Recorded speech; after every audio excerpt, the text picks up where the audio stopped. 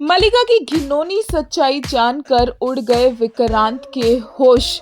विक्रांत को विश्वास नहीं हो रहा है कि मलिका इस हद तक जा सकती है, बच्चों की जान खतरे में डाल सकती है।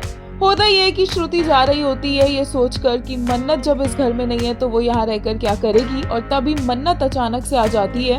विक्रांत बोलते हैं कि मन्नत को कैसे बेल मिली, क्योंकि बेल मिलने में टाइम था, और मन्नत बोलती है यही सही टाइम था ताकि वो कुछ लोगों के असली चेहरे सामने ला सके।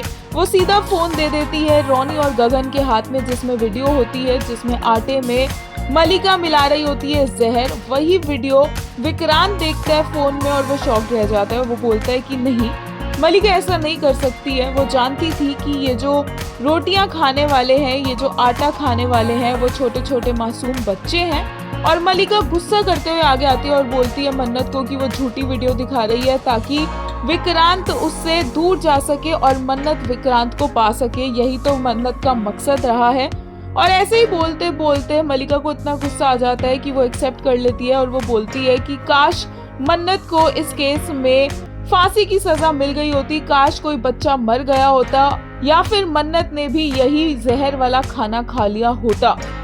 ये सुनकर विक्रांत हैरान रह जाता है और मलिका को थप्पड़ लगाने लगता है कि मन्नत उसे रोक देती है। मलिका बोलती है कि हाँ विक्रांत, तुम तो मुझे ही मारोगे, तुम तो चाहते ही यही हो, तुम तो हमेशा से मन्नत के साथ रहना चाह रहे थे। और मन्नत विक्रांत के रिश्ते के बारे में इतनी घटिया चीजें वो बोलती है, मन्नत के बारे में बोलती है। विक्रांत उसे बोलता है कि अब वो चुप हो जाए, अब वो मिस मन्नत के खिलाफ कुछ नहीं बोलेगी। तब भी मन्नत कुछ नहीं कहती, बट फाइनली जब वो विक्रांत और उसके रिश्ते पर सवाल उठाती है तो मन्नत भी उसे थप्पड़ मार देती है। सब बोलते हैं कि क्या सोचकर मलिका ने ये किया, क्या उसने ये नहीं सोचा कि इसका अंजाम क्या होगा, ये नहीं सोचा कि इतने बच्चे मर सकते थे, ये नहीं सोचा कि मेजबानी का क्या होता, ये जो पूरी जो जायदाद है, उनका घर है जहाँ वो खड़े, ये सब कुछ बर्बाद हो जाता। नीतू उसे सुनाती है, रोनी आता है, रोनी ऐश्वर्या को क्वेश्चन करता है कि क्या तुझे नहीं पता था तेरी बेटी ने क्या किया है। और ऐश्वर्या यहाँ रोने का नाटक करती रहती है और रोनी को बड़ा गुस्सा आता है। वो खुद भी रोने लग जाता है ये सोचकर कि बच्चों को कुछ हो जाता।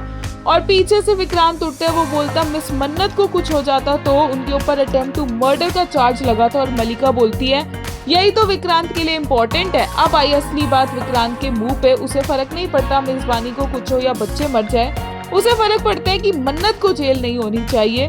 विक्रांत को इतना गुस्सा चढ़ता है। ऐश्वर्या बोलती है कि ये तो सोचो कि इसने क्यों किया है, इसने ये सब कुछ तुम्हारे लिए किया है, तुम्हें पाने के लिए एक छोटी सी गलती। और विक्रांत बोलता है छोटी गलती, बच्चे मर जाते, ये कोई छोटी गलती नहीं है, जानबूझकर बच्चों की जान को खतरे में डालना ये कोई छोटी गलती नहीं है। विक्रांत बोलता है कि वो गिल्ट में जी रहा था, उसे बच्चों की चीखें सुनाई दे रही थी, उसे लग रहा था कि मलिका के लिए वो फेयर नहीं है, मलिका के साथ नाइंसाफी कर रहा है, इस शादी में ऑनेस्ट नहीं है। इतना गिल्ट था उसे कि मेरी मलिका अच्छी दोस्त है और मैं उसकी रिस्पेक्ट नहीं कर रहा हूँ इस शादी में, लेकिन मैं तो गलत था, मलिका ये सब डिजर्व करती ही नहीं है। तब भी मलिका माफी नहीं मांगती और विक्रांत ये चीज पिन पॉइंट करता है और कहता है कि अब उसे इस जैसी घटिया लड़की के साथ इस शादी में, इस रिश्ते में नहीं रहना, और वो वहां से चला जाता है।